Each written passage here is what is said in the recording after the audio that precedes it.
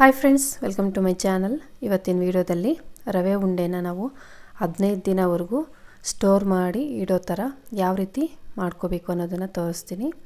ಮೊದಲಿಗೆ ನಾನು ತುಪ್ಪನ ಹಾಕ್ಕೊಂಡು ದ್ರಾಕ್ಷಿ, ಗೋಡಂಬಿ ಮತ್ತು ಬಾದಾಮಿನ ಹುರ್ಕೊತಾ ಇದ್ದೀನಿ. ಫಸ್ಟ್ ನಾವು ಬಾದಾಮಿ ಮತ್ತು ಗೋಡಂಬಿನ ಸ್ವಲ್ಪ ಫ್ರೈ ಮಾಡ್ಕೊಂಡಾದಮೇಲೆ ಈಗ ಇದರಲ್ಲಿ ನಾವು ದ್ರಾಕ್ಷಿನ ಹಾಕ್ಕೊಳ್ಳೋಣ. ದ್ರಾಕ್ಷಿ ಬೇಗ ಫ್ರೈ ಆಗುತ್ತಲ್ವ, ಹಾಗಾಗಿ ಸ್ವಲ್ಪ ಲೇಟಾಗಿ ಹಾಕ್ಕೊತಾ ಇದ್ದೀನಿ.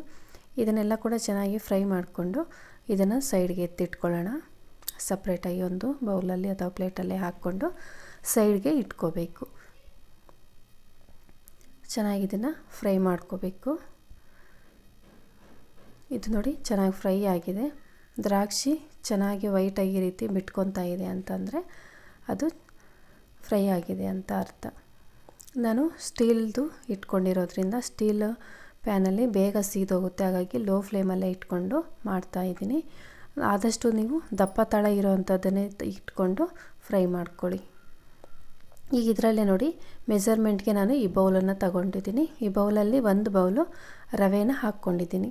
ನೀವು ಈ ಟೈಮಲ್ಲಿ ಇನ್ನು ಸ್ವಲ್ಪ ತುಪ್ಪ ಕೂಡ ಸೇರಿಸ್ಕೊಳ್ಳಿ. ನಾನು ಅದರಲ್ಲಿರೋ ತುಪ್ಪನೇ ಸಾಕು ಅಂತ ಹಾಗೆಯೇ ಹುರಿತಾ ಇದ್ದೀನಿ. ಇನ್ನೂ ಸ್ವಲ್ಪ ತುಪ್ಪ ಬೇಕು ಅಂದರೆ ಸೇರಿಸ್ಕೊಂಡು ಲೋ ಫ್ಲೇಮಲ್ಲೇ ಇಟ್ಕೊಳ್ಳಿ. ಮೀಡಿಯಮ್ ಫ್ಲೇಮಲ್ಲಿ ಇಟ್ಕೊಂಡು ಚೆನ್ನಾಗಿ ಕೈ ಬಿಡ್ದಿರ ಘಮ್ ಅಂತ ಸ್ಮೆಲ್ ಬರಬೇಕು ರವೆ. ಆ ರೀತಿ ಹಸಿ ವಾಸನೆ ಎಲ್ಲ ಕೂಡ ಹೋಗ್ಬಿಟ್ಟು ಚೆನ್ನಾಗಿ ಘಮ್ ಅಂತ ಸ್ಮೆಲ್ ಬರೋವರೆಗೂ ಕೂಡ ರವೆನ ಚೆನ್ನಾಗಿ ಹುರ್ಕೋಬೇಕು. ನಾವೆಷ್ಟು ಚೆನ್ನಾಗಿ ಹುರ್ಕೊಂಡ್ರೆ ರವೆ ಉಂಡೆ ಅಷ್ಟು ಚೆನ್ನಾಗಿ ಟೇಸ್ಟ್ ಅನ್ನೋದು ಬರುತ್ತೆ.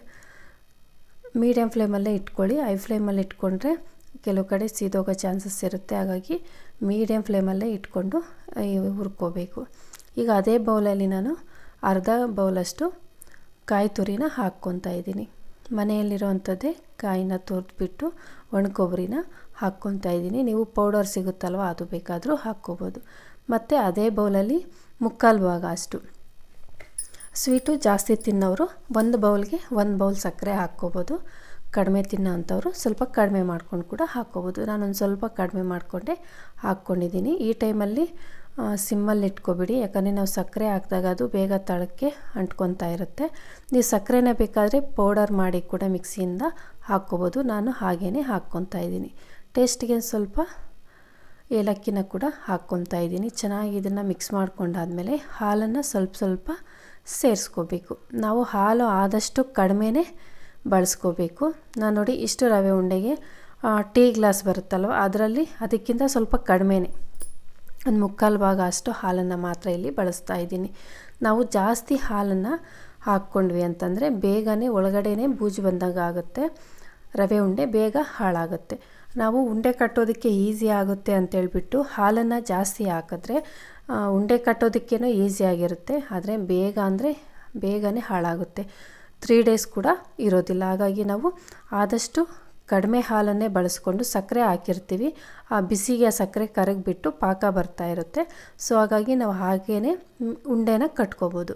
ಲೋ ಫ್ಲೇಮಲ್ಲಿ ಇಟ್ಕೊಂಡು ಹಾಲನ್ನು ಹಾಕ್ಕೊಂಡು ಚೆನ್ನಾಗಿ ಮಿಕ್ಸ್ ಮಾಡ್ಕೊಂಡಾದಮೇಲೆ ಈಗ ನಾವು ಹುರಿದಿಟ್ಟಿರೋಂಥ ದ್ರಾಕ್ಷಿ, ಗೋಡಂಬಿ ಎಲ್ಲ ಕೂಡ ಇದರಲ್ಲಿ ಹಾಕ್ಕೊಂಡು ಇನ್ನೊಂದು 2 ನಿಮಿಷ ನಾನು ಚೆನ್ನಾಗಿ ಫ್ರೈ ಮಾಡ್ಕೊತಾ ಇದ್ದೀನಿ. ಈಗ ಇದನ್ನು ಸ್ಟವ್ ಆಫ್ ಮಾಡಿಕೊಂಡು ಕೆಳಗಡೆ ಇಟ್ಕೊಂಡು ಒಂದು ಸ್ವಲ್ಪ ಉಗುರು ಬೆಚ್ಚಗೆ ಆಗಬೇಕು. ನಾವು ಕೈಯಲ್ಲಿ ಉಂಡೆ ಕಟ್ಟೋದಕ್ಕೆ ಆಗೋಷ್ಟು ಬೆಚ್ಚಗಿದ್ದಾಗಲೇ ನಾವು ಉಂಡೆನ ಕಟ್ಟಬೇಕು. ತಣ್ಣಗಾಯಿತು ಅಂದರೆ ಉಂಡೆಗೆ ಬರೋದಿಲ್ಲ. ಕೈಗೆ ನಾನು ನೋಡಿ ಈ ರೀತಿ ಸ್ವಲ್ಪ ತುಪ್ಪ ಸವರ್ಕೊತಾ ಇದ್ದೀನಿ. ಉಂಡೆ ಕಟ್ಟೋವಾಗ ಕೈಗೆ ಅಂಟ್ಕೊತಾ ಇರುತ್ತಲ್ವ ರವೆ, ಹಾಗಾಗಿ ಅಂಟದೇ ಇರಲಿ ಅಂತ ಸ್ವಲ್ಪ ಈ ರೀತಿ ತುಪ್ಪನ ಸವರ್ಕೊಂಡು ಕೈಗೆ ಈ ರೀತಿ ಉಂಡೆನ ಕಟ್ತಾ ಇದ್ದೀನಿ. ನೋಡಿ ಎಷ್ಟು ಪರ್ಫೆಕ್ಟಾಗಿ ಉಂಡೆ ಬರ್ತಾ ಇದೆ ಅಂದರೆ ತುಂಬ ಈಸಿಯಾಗಿ ನಾವು ಈ ರೀತಿ ಉಂಡೆನ ಕಟ್ಕೋಬೋದು. ನಾನು ಹಾಲನ್ನು ತುಂಬ ಕಡಿಮೆ ಇಟ್ಟಿದ್ದೀನಿ. ನಾವು ಹಾಲು ತುಂಬ ಕಡಿಮೆ ಹಾಕ್ಕೊಂಡಾಗ ಮಾತ್ರ 1 ವೀಕ್ ಅಥವಾ 15-20 ದಿನವರೆಗೂ ಕೂಡ ರವೆ ಹಾಳಾಗದೇ ಇರುತ್ತೆ. ಹಾಗೆಯೇ ಒಣ ಕೊಬ್ಬರಿ ಕೂಡ ಚೆನ್ನಾಗಿ ಒಣಗಿರಬೇಕು. ಅದರಲ್ಲಿ ಹಸಿ ವಾಸನೆ ಏನೂ ಇರಬಾರ್ದು, ಸ್ವಲ್ಪ ಕೂಡ ಹಸಿಯಾಗಿರಬಾರ್ದು ಒಣ ಕೊಬ್ಬರಿ. ಆಗಿದ್ದಾಗ ಬೇಗನೆ ಹಾಳಾಗ್ದಿರ ಇರುತ್ತೆ.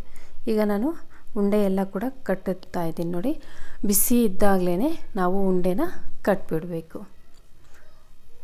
ನನಗೆ ಆ 1 ಕಪ್ಪು ರವೆಗೆ ಸುಮಾರು ಒಂದು 30ವರೆಗೂ ರವೆ ಉಂಡೆಗಳಾಗಿದೆ. ತುಂಬ ಈಸಿಯಾಗಿ ನಾವು ಈ ರೀತಿ ರವೆ ಉಂಡೆನ ಮನೆಯಲ್ಲೇ ಮಾಡ್ಕೋಬೋದು. ಓಕೆ ಫ್ರೆಂಡ್ಸ್, ಇವತ್ತಿನ ಈ ವಿಡಿಯೋ ನಿಮಗೆ ಇಷ್ಟ ಆದರೆ ಪ್ಲೀಸ್ ಲೈಕ್ ಮಾಡಿ, ಶೇರ್ ಮಾಡಿ, ಹಾಗೂ ಯಾರಾದರೂ ನನ್ನ ಚಾನಲ್ನ ಹೊಸ್ದಾಗಿ ನೋಡ್ತಾ ಇದ್ದರೆ ಸಬ್ಸ್ಕ್ರೈಬ್ ಮಾಡ್ಕೊಂಡು ನೋಡಿ. ನೆಕ್ಸ್ಟ್ ವಿಡಿಯೋದಲ್ಲಿ ನಾನು ಮತ್ತೆ ಸಿಗ್ತೀನಿ. ಅಲ್ಲಿವರೆಗೂ ಬಾಯ್.